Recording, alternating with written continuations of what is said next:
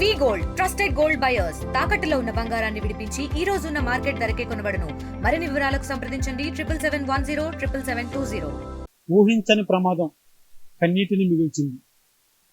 సత్వేడు నియోజకవర్గం కేవీపురం మండలం కలత్తూరు అనే గ్రామం వద్ద మనం ఉన్నాం. నిన్న ఇదే టైంకి ఉదయం 10-10:30 గంటల ప్రాంతంలో ఈ ఊరిలో ప్రజలంతా కూడా ప్రాణాలు అరచేతిలో పెట్టుకొని ఎటుపోవాలో దిక్కుతోచిన పరిస్థితిలో నిన్న వాతావరణం ఈ పల్లెలో ఉందని చెప్పాలి. దానికి నిదర్శనం చూడొచ్చు. ఏ మేరకు ఆ యొక్క నీటి ప్రవాహం ఒక్కసారిగా చెరువు కట్ట తెగి ఈ గ్రామం మీదకి ఆ నీరంతా కూడా చేరుకోవడం, ఇళ్ళంతా కూడా మునిగిపోయి ముసలి ముతక చిన్న పెద్ద ప్రతి ఒక్కరు కూడా తమ ప్రాణాలు అరచేతిలో పెట్టుకొని ఎలా బతకాలి దేవుడు అంటూ కూడా దిక్కుతోచిన పరిస్థితి నిన్న గందరగోళం ఈ యొక్క గ్రామంలో నెలకొందని చెప్పాలి. సరే చూస్తే కడుపు నిజంగా తడుపుపోతుందని చెప్పాలి. ప్రతి రైతు కూడా సంవత్సరం పాటు ఎంతో కష్టపడి దీన్ని పెట్టుబడి పెట్టి పండించిన పంట ఈ రకంగా బురదమైనటువంటి పరిస్థితి. దాదాపు ఇది రైస్ మిల్ మనం ఉన్నది. ఈ రైస్ మిల్లుకి రైతులు ఈ యొక్క ధాన్యం తీసుకొని వచ్చారు. రైస్ ఇల్లు ఆడించడానికి అంతా కూడా పూర్తిగా చూడొచ్చు, మొత్తం కూడా మట్టే. ఎందుకంటే ఒక్కసారిగా చెరువు కట్ట తెగడం, ఆ నీరంతా కూడా గ్రామం మీద పడడం, పూర్తిగా ఇళ్ళన్నీ కూడా మునిగిపోయినటువంటి పరిస్థితి. ఇంట్లో ఉన్నటువంటి జనాలంతా కూడా మిద్దిపైకి ఎక్కడం, కొంతమందిని వెంటనే పోలీసులు ఇతర అధికారులంతా కూడా చేరుకొని వాళ్ళంతా పునరావాస కేంద్రం లాగా పక్క గ్రామానికి తరలించినటువంటి పరిస్థితి అని చెప్పాలి. నిన్న ఎవరు కూడా ఊహించలేదు.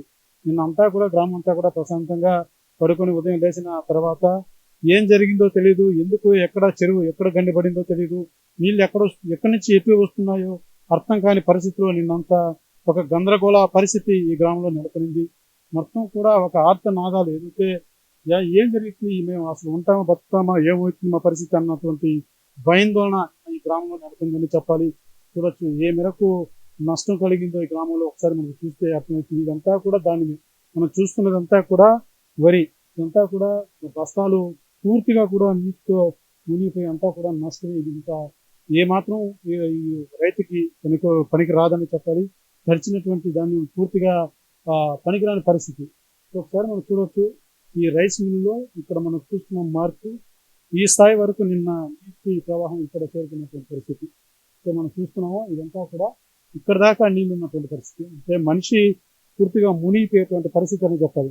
చూడొచ్చు ధాన్యం బస్తాలు మొత్తం కూడా నీటితో మునిగిపోయి మొత్తం పాడైపోయినటువంటి పరిస్థితి. బూజు పట్టింది ఒక రోజుకే నిన్న మునిగింది. చూడొచ్చు మొత్తం కూడా బూజు పట్టిపోయి ఇంకా పనికిరానిటువంటి పరిస్థితి. రైతు కూడా కన్నీరు పెట్టుకుంటున్నాడు.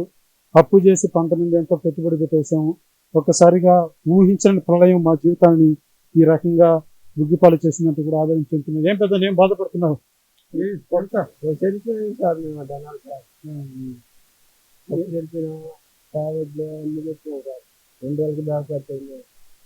ఎన్ని బస్తాలు తెచ్చావు ఇక్కడికి?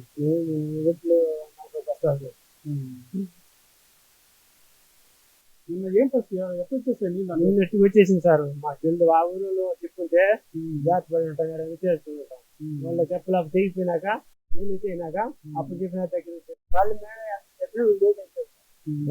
ఇప్పుడు ఈ ధాన్యం ఈ వడ్లు ఇంకా ఎండబెడితే కూడా ఏం యూజ్ అవుదా? అంటే ఇంకా అసలు ఇప్పుడు దీన్ని నారు పోసుకోవడానికి ఇది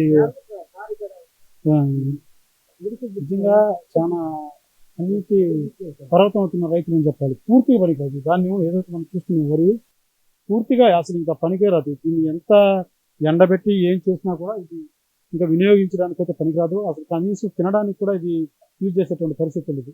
ఈ రకంగా రైతులు మాత్రం తీవ్ర నష్టాన్ని కలిగించింది ఈ యొక్క పెను ప్రమాదం అని చెప్పాలి.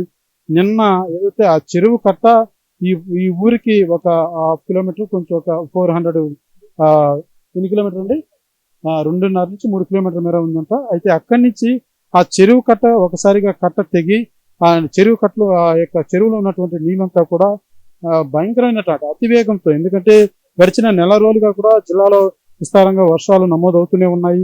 ఈ నేపథ్యంలోనే ఆ చెరువుకు పెద్ద ఎత్తున నీరు కూడా చేరుకున్నటువంటి పరిస్థితి. అయితే ఒక్కసారిగా కట్ట ఎప్పుడైతే తెగిందో పూర్తిగా నీటి ప్రవాహం అంతా కూడా వచ్చి గ్రామం మీద పడ్డం, ప్రతి ఇంట్లో కూడా నీళ్ళే. ఏ ఇంటికి వెళ్ళి చూసినా ప్రతి ఒక్కరూ ఎవరిని పలకరించినా కూడా కంటితో నీళ్లు పెట్టుకుంటూ వాళ్ళ బాధని ఆవేదన వ్యక్తం చేస్తున్నటువంటి పరిస్థితి. అమ్మా చెప్పండి అమ్మా, ఎన్ని గంటలకి ఈ పరిస్థితి నెలకొంది? నిన్న 8-9 మధ్యలో జరిగింది. 8-9 మధ్యలో జరిగింది. అప్పుడు మేమైతే గెస్ట్ చేయలేదు. జస్ట్ టీ తాగి బయట వచ్చాము. ఒక 5 నిమిషాల్లో మా ప్రాణాలు కాపాడుకోగలిగాం. లేకపోతే మేము కూడా కొట్టుకొని వెళ్ళిపోయాల్సాం. నేను రైస్ మిల్ ఓనర్ని. మాకు అసలు కోలుకోలేనంత నష్టం జరిగింది. మాకు 2 ఆడపిల్లలు. ఎట్లా చేసుకోవాలా ఏమనేది అర్థం కావటం లేదు. అంటే మమ్మల్ని నమ్మి రైతులు తీసుకొచ్చి ఇక్కడ తోలారు కదా మా దాన్ని. ఇంకా వాళ్ళకి మేము ఏమని సమాధానం చెప్పాలి ఏమనేది అర్థం కావట్లేదు. ఒకసారి మీరే చూడండి తెలుస్తుంది. ధాన్యం బస్తాలు ఇదంతా మొత్తం ధాన్యం బస్తాలేమా. మాకు 2 ఆడపిల్లలు. దీని మీదనే డిపెండ్ అయ్యి బతుకుతున్నాం మేము. అది ఇక్కడ మామూలుగా పండించుకున్నట్టు ఇక్కడ తీసుకొచ్చి తోలుతారు. మేము బాయిల్ చేసి వాళ్ళకి రైస్ ఇస్తాము. అది ఎండబెట్టి కూలోళ్ళని పెట్టి ఎండబెట్టి ఉడకేసి ఎండబెట్టి బియ్యం వాళ్ళకి ఆడిచ్చిస్తాము. నాట్లకు ఉపయోగించం బాబు, తిండికి మాత్రమే ఉపయోగిస్తారు. అది మొత్తం కూడా తినేటువంటి వరి ధాన్యం ఇది మొత్తం కూడా పూర్తిగా వీళ్ళు తినడానికి కూడా ఇవాళ వండుకోవడానికి కూడా బియ్యం లేనటువంటి పరిస్థితి కూడా నెలకొందని చెప్పాలి. రైస్ మిల్లుకు అనేక మంది రైతులు వాళ్ళు పండించినటువంటి పంటనంతా కూడా ఇక్కడికి తీసుకొని వచ్చి అనేక బస్తాలు మనకు మొత్తం కూడా నీటి మునిగినటువంటి పరిస్థితి. ఆ మిషనరీ కావచ్చు, ధాన్యం బస్తాలు కావచ్చు, మొత్తం కూడా పూర్తిగా నీటితో మునిగిపోయినటువంటి పరిస్థితి. ఇదంతా కూడా కన్నీరు మున్నీరు అవుతుంది. ఎవరిని పలకరించినా కూడా వాళ్ళు ఆవేదన వ్యక్తం చేస్తున్నారు. ఎంత విలువ ఉంటుందండి ఇదంతా? సార్ మా బస్తాలు వచ్చి 35 బస్తాలు వడ్లు సార్. బాయిల్ చేసి ఇచ్చారు, ఉడకేసుకోమని చెప్పారు. సరే ఉడకేసినామని చెప్పారు. దంపించే టైంలో ఈ విధంగా జరిగిపోయింది సార్. అది ఏం చేయాలనేది అర్థం కావడం. వడ్లు అయితే వెళ్ళిపోయినాయి. కొన్ని ఉన్నాయనుకుంటే ఆ కొన్నిటి మీద కూడా బురద జరిగిపోయింది. అది ఏం చేయాలనేది అర్థం కాకుండా ఆలోచిస్తున్నాం సార్. ఏ రకంగా వేసే మరిగా కనపడదు. చూడండి సార్ మీరు ఒకసారి. మా 35 బస్తాలు వడ్లు సార్. ఈ చల్లొడ్లు అన్నానికి అంత తోలుకున్నాం సార్. సోనా మసాలా సార్. 30 బస్తాలు పండించాలంటే ఎంత నీకు ఖర్చు అయింది? 30 బస్తాలు వడ్లు సార్ మేము 2 ఎకరాలలో పండించుకున్నాం సార్ అన్నానికి అనేసి. అది సార్ పరిస్థితి. దానికి పెట్టుబడి ఎంత పెట్టుంటావు? 50,000 ఉంటుంది సార్. 2 ఎకరాలు ఇచ్చారు. 50 బస్తాలు పండించి 30 బస్తాలు అవి తక్కువ పడినాయి సార్. ఈ సంవత్సరం 35 బస్తాలు వడ్లే పడినాయి సార్. అది మా పరిస్థితి. చూస్తున్నాం అంతా కూడా నిన్న జరిగినటువంటి సంఘటన. నీటి ప్రవాహం అంతా కూడా కొంత తగ్గింది. అధికారులంతా కూడా చేరుకున్నారు. ఆ బురదమాయం ప్రతి ఇల్లు కూడా బురదతో నిండిపోయినటువంటి పరిస్థితి. అయితే ఇవాళ ఈ యొక్క రైస్ మిల్క్ తోలినటువంటి రైతులంతా కూడా ఇక్కడ మా ధాన్యం ఎలా ఉందని సరే కూడా ఒకసారి వచ్చి చూసేందుకు వచ్చి ఇక్కడికి వస్తే వాళ్ళంతా కూడా కన్నీరు మున్నీరు అవుతున్నటువంటి పరిస్థితి చూడొచ్చు. ఆ ధాన్యాన్ని మిషన్ ఇచ్చిన తర్వాత పూర్తిగా మనం తినడానికి ఉపయోగించేటువంటి రైస్ ఇది. సోనా మసూరా ఏదైతే సన్న బియ్యం అంటామో ఆ రకానికి చెందినటువంటి బియ్యం ఇది. ఎంత దారుణంగా ఉందంటే నిజంగా చూస్తే మనకు కూడా కంట్లో నీళ్ళు జరుగుతుందని చెప్పి. ఎందుకంటే ప్రతి రైతు ఎంతో కష్టపడి పండించి అప్పులు చేసి మరి ధాన్యాన్ని వాళ్ళు పండిస్తూ ఉంటారు. అయితే ఒకసారిగా ఊహించిన ప్రమాదం ఎంతటి కన్నీటిని మిగిల్చిందో ఈ గ్రామంలో చూస్తేనే అర్థమవుతుందని చెప్పాలి. ఆ స్థాయిలో ఈ యొక్క గ్రామం అంతా కూడా ఒక శోక సంద్రంలో మునిగిపోయినారని చెప్పి. ఊహించినటువంటి ప్రమాదం పూర్తిగా వీళ్ళని దివాలా తీసేసింది. తినడానికి తిండి లేనటువంటి పరిస్థితులు కూడా ఈ గ్రామంలో నెలకొన్నటువంటి పరిస్థితి. మనం ఒకసారి గ్రామం లోపలికి వెళ్ళి గ్రామంలో ఎటువంటి పరిస్థితి ఉందో చూసేటువంటి ప్రయత్నం చేద్దాం. చరిత్ర సృష్టించినోడు